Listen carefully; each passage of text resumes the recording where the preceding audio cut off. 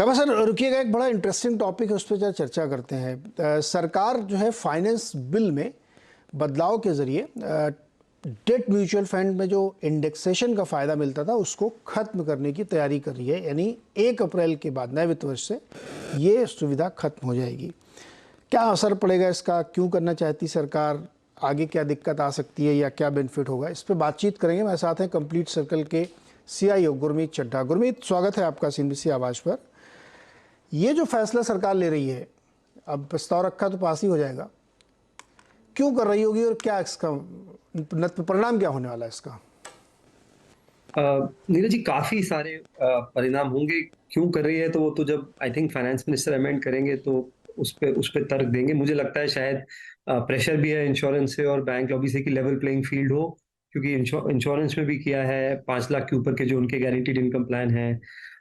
MLDs में भी हटाया था, जो NBFCs के लिए नेगेटिव था। और हालांकि mutual fund debt industry Neeraj ji अभी भी मतलब ग्रोथ स्टेज पे 18-20 लाख करोड़ के एसेट्स हैं, बैंक FD 200 लाख करोड़ है, तो कंपैरिजन मेरे हिसाब से सही नहीं है। बट इसके इम्पैक्ट क्या है कि जो एक हमें हमें रिस्क कैपिटल चाहिए, तो एक तो फाइनेंशियलाइजेशन ऑफ जो सेविंग्स है उस पर इम्पैक्ट पड़ेगा, क्योंकि जो अभी डेफिनेशन है उसमें गोल्ड भी आ जाता है, फंड ऑफ फंड्स भी आ जाते हैं, इंटरनेशनल फंड्स भी आ जाते हैं। दूसरा, इसका बॉन्ड मार्केट पे बहुत इम्पैक्ट पड़ेगा, क्योंकि हमारा बॉन्ड मार्केट इतना डीप नहीं है। म्यूचुअल फंड ही है जो थोड़ा एक्टिवली लिक्विडिटी देता है, अदरवाइज जो बाकी सारे हैं, इंश्योरेंस है या प्रोविडेंट फंड्स हैं या सुपर एनुएशन फंड्स है, वो ज्यादातर होल्ड टू मैच्योरिटी है। तो इसका वहां भी इम्पैक्ट आएगा। तीसरा जो है कि हमें जो एक रिस्क कैपिटल चाहिए इंफ्रास्ट्रक्चर बूम के लिए, उसके लिए bond market, corporate bond market, capital market का और डीप होना जरूरी है। हमने पीछे देखा कि गवर्नमेंट ने भी ETF, भारत बॉन्ड ETF निकाला, जो PSU बोरिंग के लिए उन्होंने एक ETF बनाया था। तो थोड़ा सा मुझे हैरानी है कि क्योंकि हम चाहते हैं कि बॉन्ड मार्केट और कैपिटल मार्केट रोबस्ट रहे, तो ये डिसीजन उसको इम्पैक्ट करेगा। दूसरा, लिक्विडिटी थोड़ी सी कम करेगा। और तीसरा, एक जो और लॉन्ग टर्म इम्पैक्ट आ सकता है नीरज जी, वो ये कि अगर बैंक्स के पास डिपॉजिट ज्यादा आ जाएंगे तो वो ब्याज ज्यादा देंगे नहीं, वो पैसा फिर वापस से मनी मार्केट में जाता है, जो भी US में हो रहा है। आपने देखा बॉन्ड मार्केट की, मनी मार्केट में पैसा जा रहा है क्योंकि यील्ड ऊपर है और काफी फ्लक्चुएशन देखने को मिल रहा है। तो थोड़ा सा डिस्टेबलाइजिंग इम्पैक्ट भी है। तो मैं थोड़ा सा हैरानी वाला निर्णय है ये मेरे हिसाब से। हाँ, ये किसी को मतलब अचानक से इन्होंने किया, ये हमको लगता है बैंक लॉबी की तरफ से प्रेशर रहा होगा कि डिपॉजिट मोबिलाइज करना है, उनके पास ज़रूरत होगी उनको, तो इधर से थोड़ा पैसा उधर की तरफ जाए। अब मुझे ये बताइए कि जैसे सामान्य आदमी को समझना है तो डेट म्यूचुअल फंड हो गया, AIF में भी हो गया, गोल्ड ETF में भी होगा, रीट्स वगैरह में भी कुछ फ़र्क पड़ेगा इसका? रीट्स और इनविट पे उन्होंने थोड़ा पहले ही अमेंडमेंट किया था नीरज जी, बजट में ही। तभी मैंने बोला कि वो लेवल प्लेइंग फील्ड का प्रेशर होगा। तो अभी एक सिंपल करने के लिए मैं बताऊं, जैसे आपने 100 रुपए एक डेट म्यूचुअल फंड में लगाया और मान लीजिए 3 साल बाद उसकी वैल्यू हो गई 124 रुपए, 8% सिंपल ब्याज ले लेते हैं, और मान लीजिए इन्फ्लेशन 5% है, तो आपकी जो कॉस्ट ऑफ परचेज हो जाती थी वो 115 हो जाती थी। मतलब सिंपल तरीके से बता रहा हूँ, तो आपको जो गेन लगता था वो 24 माइनस 15 सिर्फ 9 रुपए पे लगता। तो आपका इन्फ्लेशन जो है एडजस्ट हो जाता था, जो कि आपके लॉन्ग टर्म रिटायरमेंट प्लानिंग के भी काम आता है। कोर एलोकेशन करते टाइम ये चीजें देखी जाती है। हमारे यहाँ कोई सोशल सिक्योरिटी नेट तो है नहीं। अभी वो सब 1 अप्रैल के बाद सब आपकी मार्जिनल रेट पे आ जाएगा। तो मतलब जो आपके जिस स्लैब में आप आते हैं उस स्लैब में आप देंगे। तो चाहे आप फिक्स डिपॉजिट करिए, चाहे आप डिबेंचर्स खरीदिए, चाहे आप इंश्योरेंस पॉलिसी 5 लाख के ऊपर वाली लीजिए। एक एडवांटेज जो अभी भी रहेगा वो है डेफरमेंट का है, क्योंकि म्यूचुअल फंड में जब आप पे होगा, जब आप रिडीम करेंगे तब टैक्स लगेगा, लेकिन अगर इंटरेस्ट तो है, अगर आप मंथली क्वार्टरली ले रहे हैं तो लगेगा। दूसरा, तो इसका इम्पैक्ट आएगा। दूसरा, अगर आपका शॉर्ट टर्म व्यू है, जैसे आप शॉर्ट टर्म पार्किंग के लिए, वहां पे इम्पैक्ट इतना ज्यादा नहीं है, क्योंकि बैंक में FD में आप लॉक हो जाते हैं, म्यूचुअल फंड में वो नहीं है। आप और टेन्योर के भी लेके लगा सकते हैं, 50 दिन के लिए, 80 दिन के लिए, कोई बाउंडेशन नहीं है। तो लिक्विडिटी और कैश मैनेजमेंट में अभी भी चलेगा। किसी को अगर ड्यूरेशन कॉल लेनी है तो भी चलेगा, लेकिन एक जो ये लॉन्ग टर्म सेविंग आप करते हैं 3 साल 4 साल वाली, जो कि ये पूरी कैटेगरी करीबन करीबन 15% है म्यूचुअल फंड के टोटल AUM की, उस पे ये जो है काफी इम्पैक्ट करेगा। तो एक तरीके से ये कहा जा सकता है कि डेट म्यूचुअल फंड तो बंद ही हो जाएंगे, उसका क्या मतलब है? फिर क्यों लगाएगा आदमी उसमें पैसा?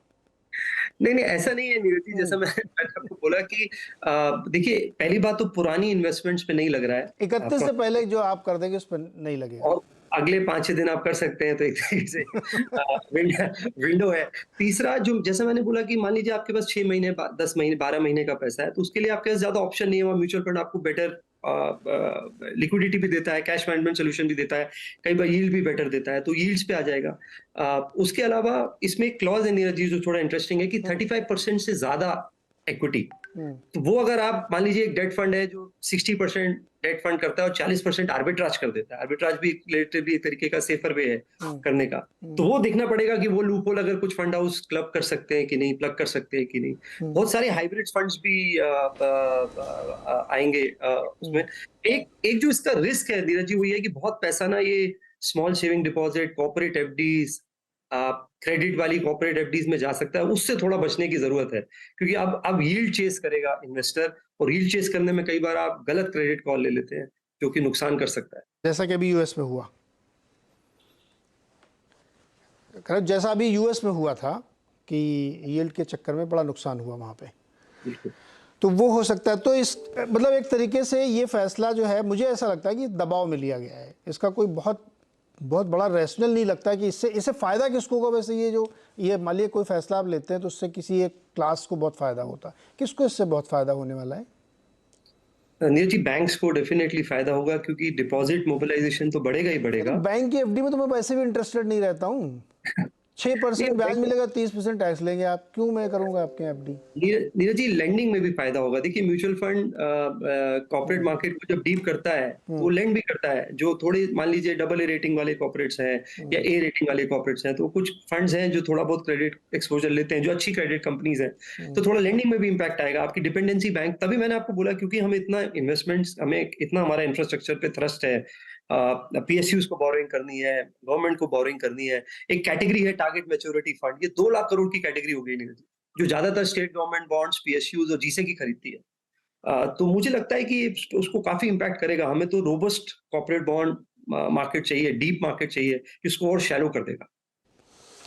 करेक्ट। तो ये स्थिति है। देखते हैं, हालांकि फाइनेंस बिल है तो ये जनरली पास हो जाता है, इसमें कोई दिक्कत नहीं आती, लेकिन बहुत सारे लोगों को निराशा हो रही होगी कि आपका इंडेक्सेशन का बेनिफिट यहाँ से जा रहा है। और एक जो गुरमीत आप कह रहे हैं ना कि बैंक के पास बहुत एक्सेस लिक्विडिटी पहुँच गई, तो करेंगे क्या वो? ये एक चैलेंज होगा बैंकों को, देखना होगा कैसे होगा। गुरमीत, बहुत बहुत शुक्रिया हमारे साथ जुड़ने के लिए और दर्शकों को एक्सप्लेन करने के लिए कि एक ये नया फैसला होने जा रहा है और इसका क्या असर हमारी आपकी लाइफ पे पड़ सकता है।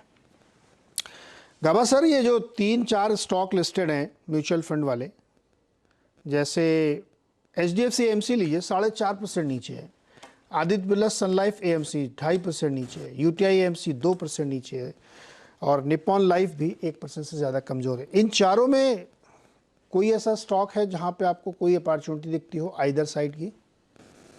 इनफैक्ट मुझे HDFC AMC का ही चार्ट नजर आ रहा है, बाकी का चार्ट नहीं मिल रहा है मुझे। तो है तो भी 1664 के आसपास ट्रेड कर रहा है। मुझे लगता है 1600 की तरफ जाएगा, टाइम लगेगा। 1700 को स्टॉप लगा के चले, या रैलीज मिलती है 1750 का स्टॉप लगाएंगे तो भी वैसा मिलेगा डाउन साइड।